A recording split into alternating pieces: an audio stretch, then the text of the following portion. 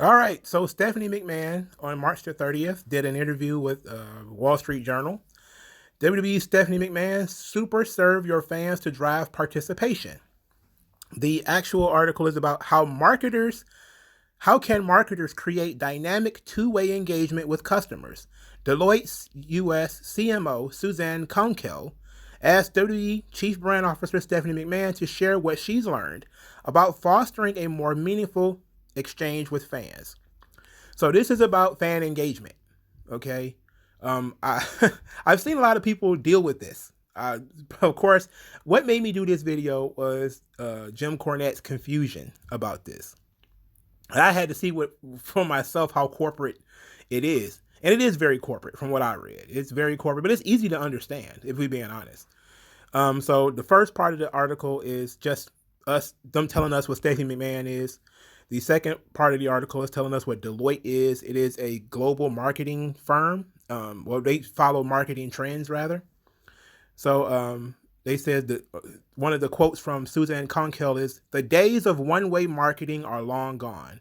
Brands that get customers involved, harness their enthusiasm, and create an ongoing dialogue ultimately can create stronger relationships and more relevant experiences." I mean, this is pretty clear, right? Um, you're no longer just putting out commercials to get people to buy tickets or to buy t-shirts anymore. Now you have to you're putting out commercials, but you're getting back feedback, meaning that people are going to look at, okay, what are people saying on YouTube? What are people saying on Facebook? What are people saying on Twitter? What are people saying on Instagram? What are people saying on the different other websites about WWE? In response to whatever you put up. So if you put up a clip of, let's say Walter beating up Tommaso Ciampa, not just how many likes and dislikes does it have, but what are the comments? What are people saying in the comments section? There's people going through all of that stuff and analyzing it, positive and negative. And so this is very interesting. This is not that difficult to understand. Like, I thought it was, straight up jargon, which it's, in some cases it can be. But this is actually pretty interesting. I'm glad I'm doing this video. So Conkel asked the question. Going back decades, WWE has long and storied history of engaging fans with weekly broadcast programming, such as Raw and SmackDown, pay-per-view events, and merchandise. How has the rise of social and digital media affected the nature of that engagement? McMahon responds, at live events, we have always known in the moment what fans care about, or perhaps more important, what they don't care about. Cheers are good, boos are good, silence is not good.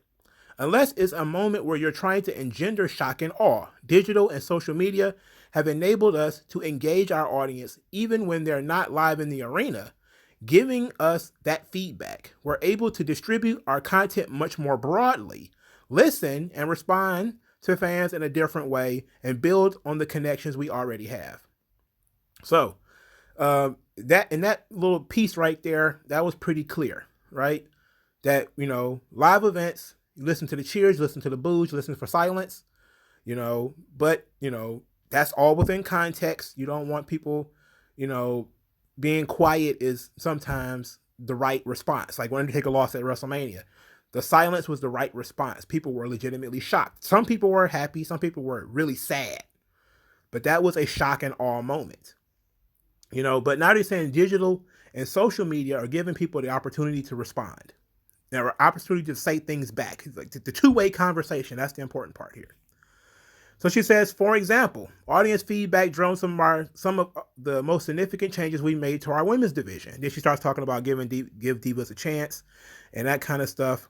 Since that time, women have regularly headlined our pay-per-view programming, including WrestleMania, our biggest event. Also, it should be noted that I think women drive a lot of Twitter.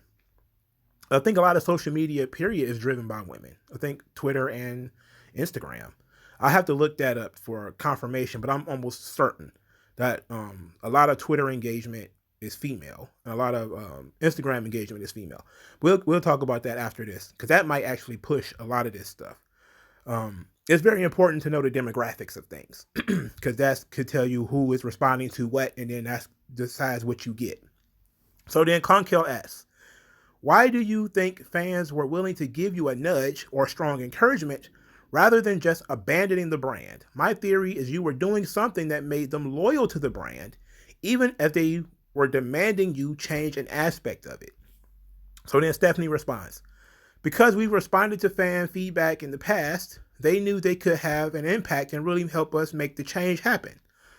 They had seen us make changes in our NXT program, which features up-and-coming performers and is akin to a minor league system.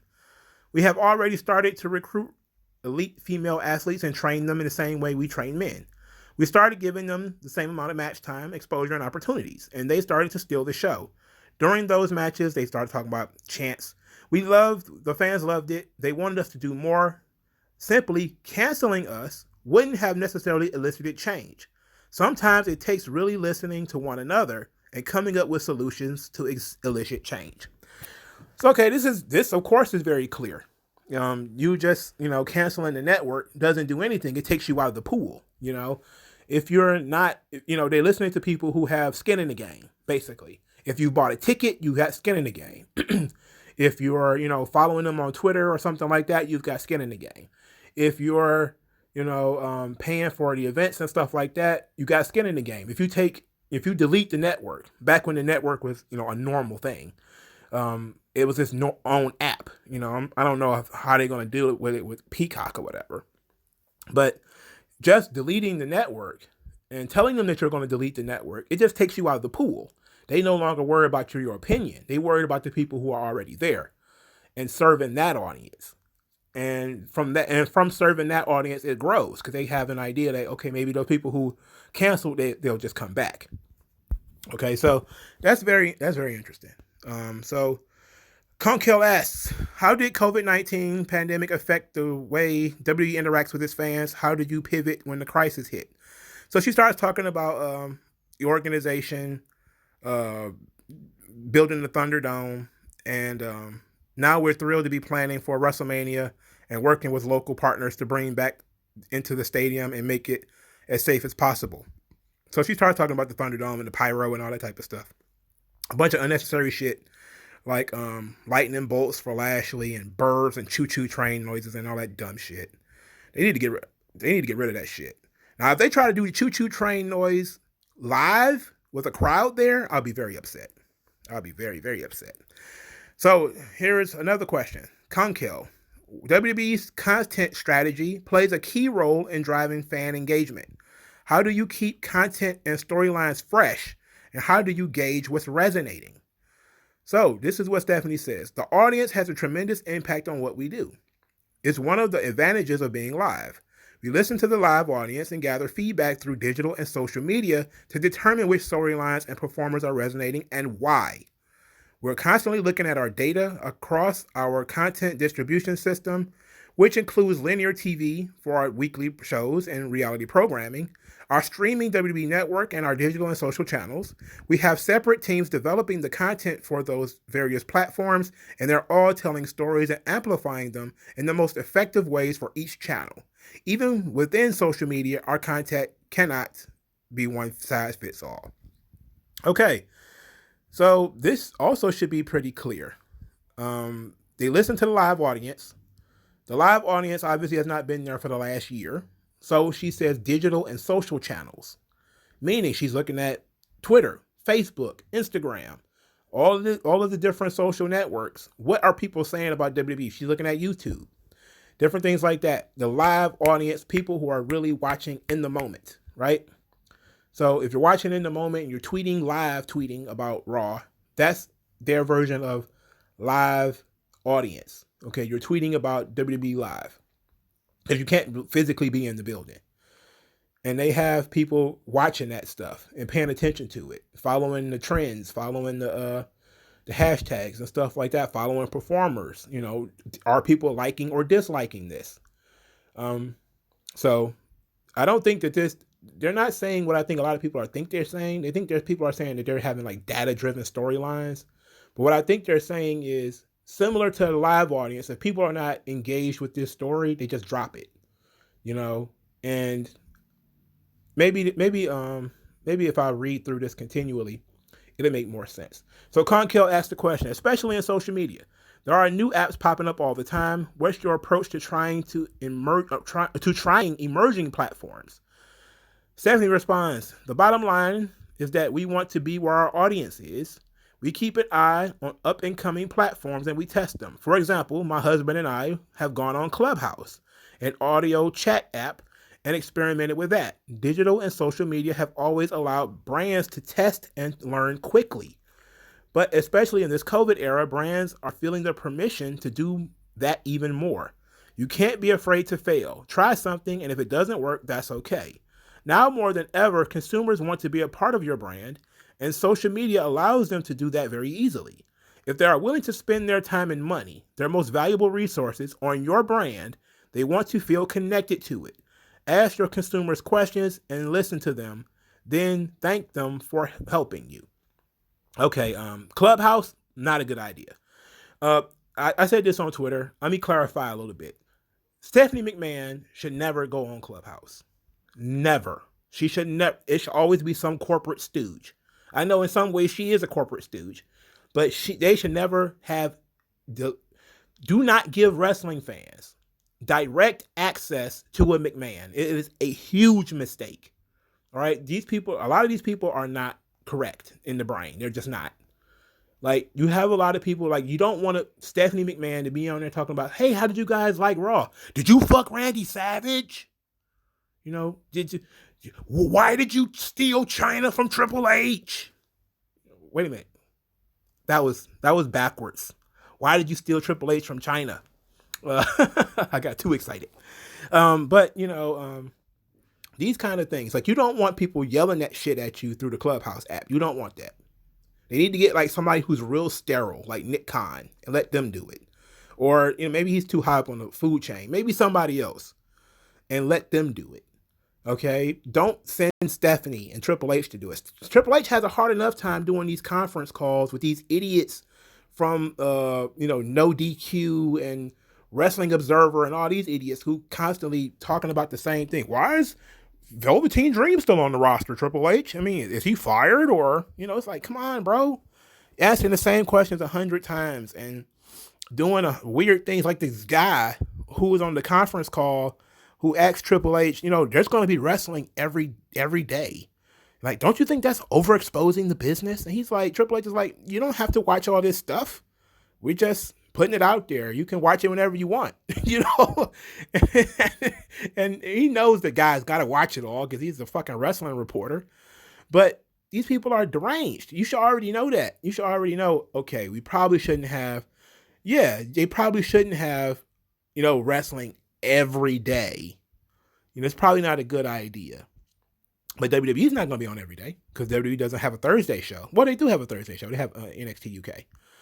So they have a Monday show, a Tuesday show. What will be the Wednesday show? They don't have a Wednesday show anymore because NXT is moving to Tuesdays. They have a Thursday show. They have a Friday show, no Saturday show, and a pay-per-view. But maybe WrestleMania week, there'll be a full slate of there's wrestling every day. And then there's multiple wrestling shows per day because there's people piggybacking off of WrestleMania to have other shows like Bloodsport and Game Changer Wrestling and all that type of stuff. You can't watch all that shit. You really can't. So something's going to have to take a hit.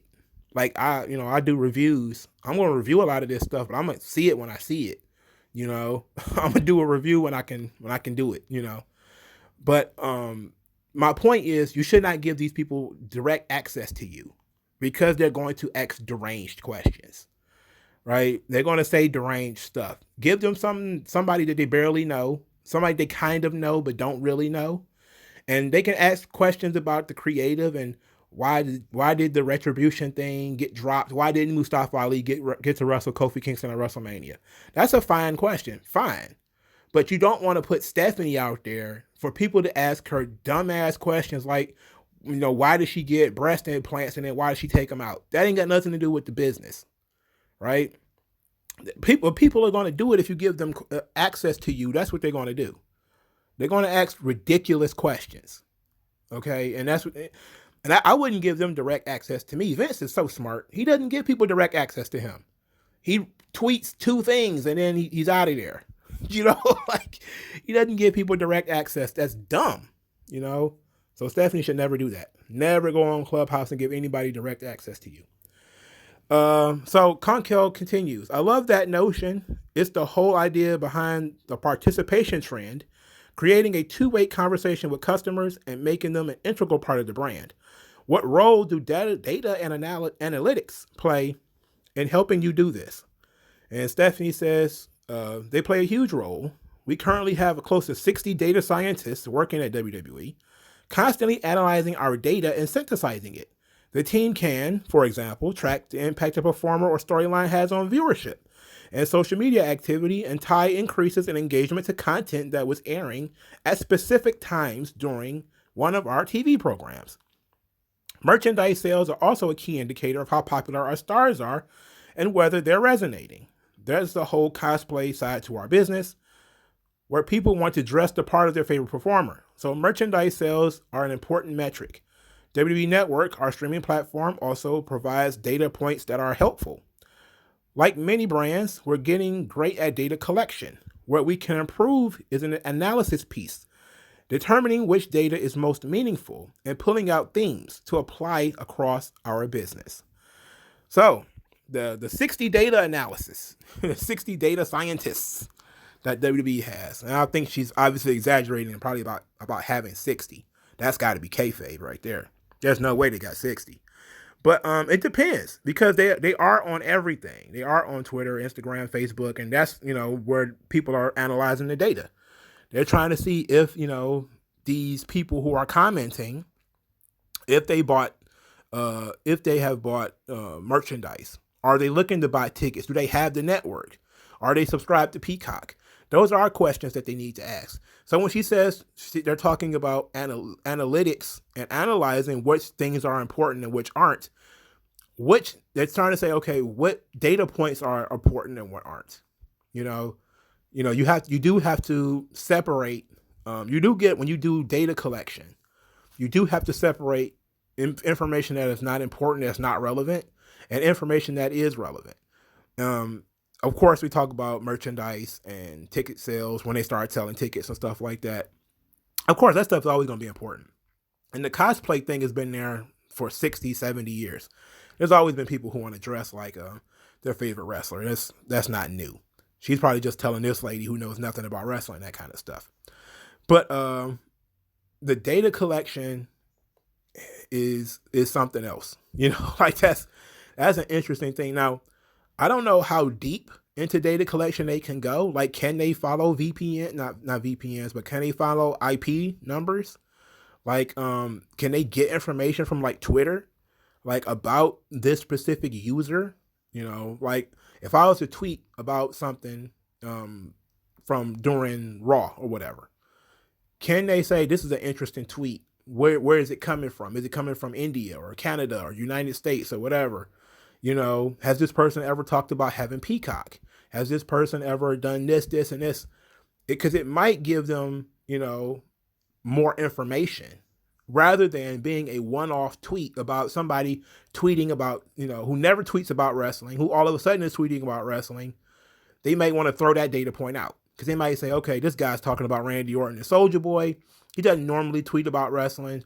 It just happened to be something that's going on in the news and he's talking about it. We tossed this one out. But this person who regularly tweets about wrestling, regularly uses hashtags, regularly tweets, and stuff like that, engages.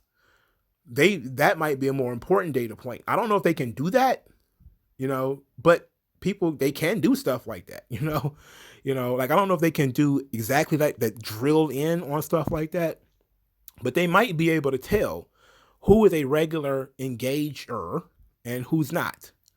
And the people who are regularly engaged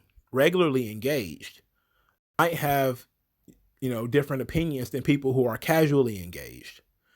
And also, I think also in this, when people say like data and analytics, I think I talked about this like storylines. I think they look at, what is the engagement? And then they look at whether it's positive or negative. Because sometimes it might be negative, but it might be overwhelming. And so much that it's like the Lashley, Lana, and Rusev thing, right? People thought it was repulsive. People continuously said it was repulsive and they hated it. But then you would turn around and get 1 million views on YouTube. And then by Wednesday, it's at 2-3 million views, you know? And people are like, I can't believe so many people are watching this stuff. Why are people watching this? And you got to be like, just because you don't like it doesn't mean that other people don't like it. You have to get out of the bubble, and that's what we mean by the wrestling bubble, is because, hey, I go to Cultaholic, or, I follow prowrestling.net or whatever, PW Insider or whatever, and they're very negative on the product. Or somebody else is very negative, Solomonster or whatever, and we all hate what's going on here. And it's like, but there's other people. Other people exist. That's your blind spot. For every one person who might hate the Fiend, there might be 3 or 4 who like it.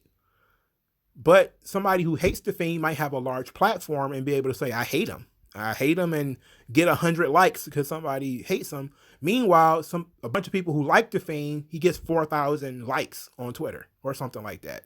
We don't know. But I can almost guarantee you that is usually the case.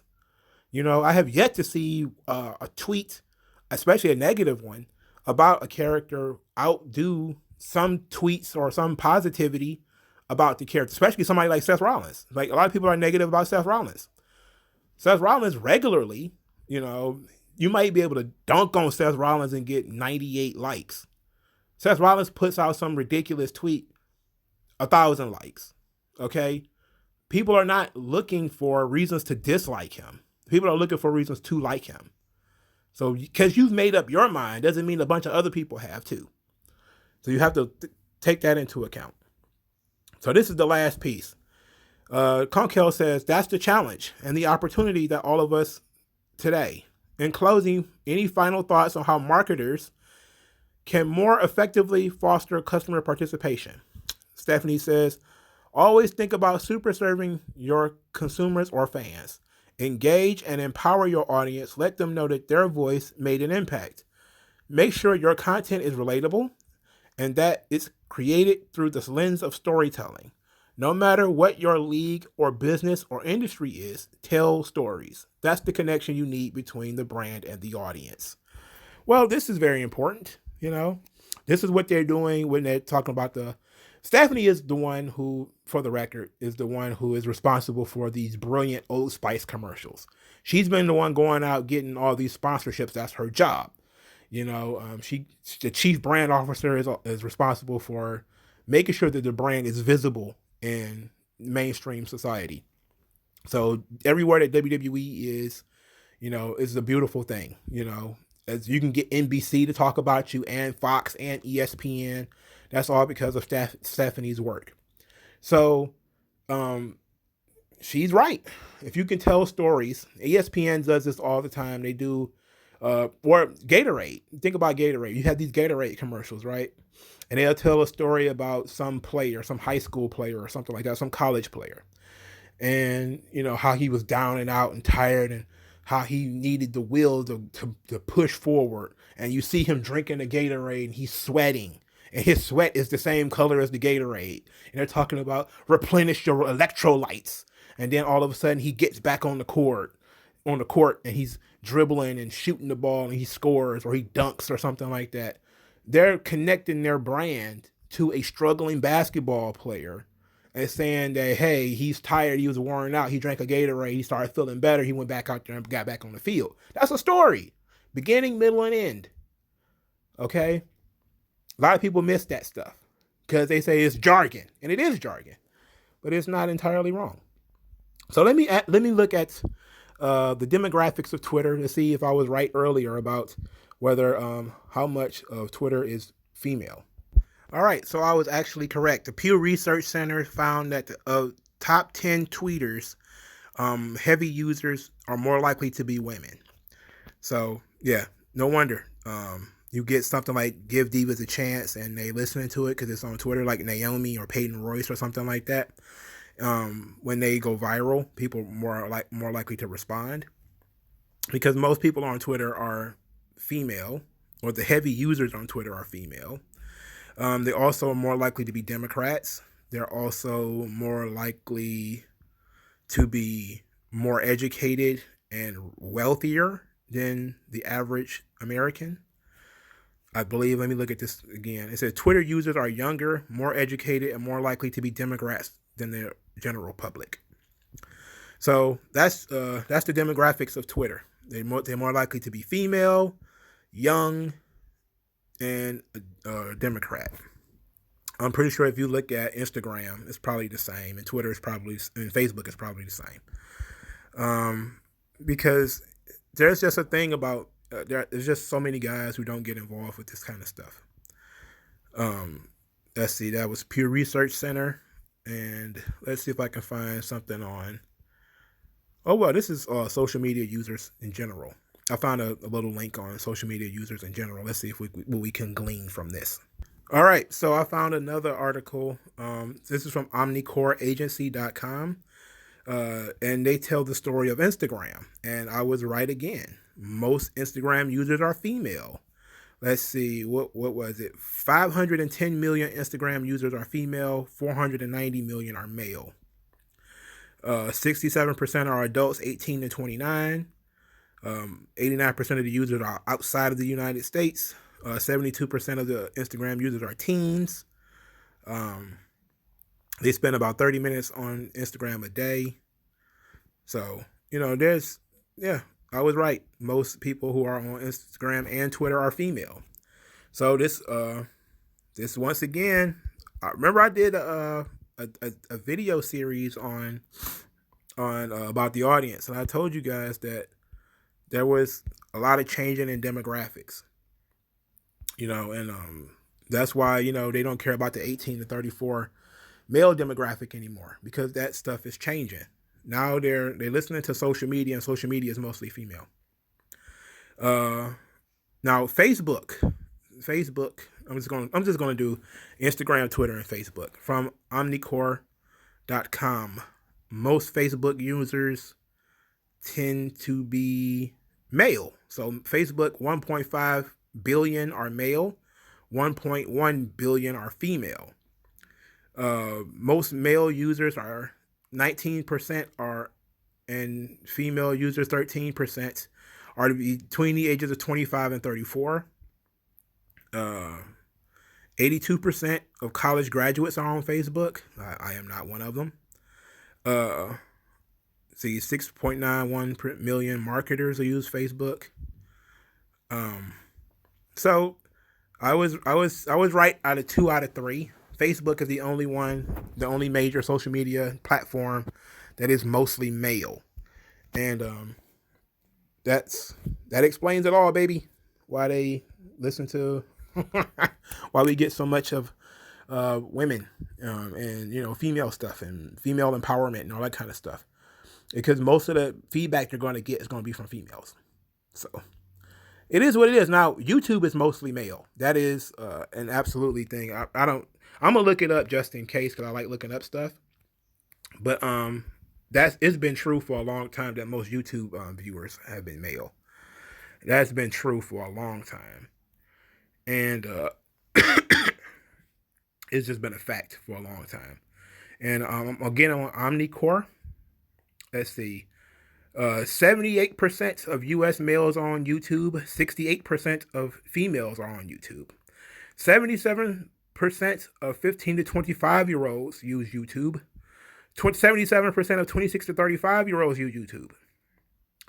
89% of YouTube users come from outside the United States. 62% of businesses are on YouTube. Okay, so I was right again. So it's split. Twitter and Instagram, mostly female. Facebook and YouTube, mostly male. So that's where they're looking at that's where they're getting their demographics and stuff from. So when they're taking in all this information and all this data, demographic data is also what they're taking in. And demographic data, or I talked about psychographics, what people care about. And people care about a lot of, Black Lives Matter and feminist stuff because of Twitter and Instagram. That stuff plays really heavily and play really well there. So you're going to get a lot of that stuff. And the reason why, you should listen to these kinds of videos is before information like this. But thank you guys for listening, for hanging in there. It's been about 30 minutes. I know it's probably been a little bit too long for you, but I just enjoy breaking down the analytics and the business behind the business. It's just fun. But go into the description. In the description will be a jumble of links. Send money via Subscribe Star if you want, or the Cash App, which I would appreciate, if you want to give money directly. Follow me on Twitter, like this video, share this video, tap that like button for me. I appreciate that too. Thank you guys for your time, and I'll talk to you guys later, man. Peace.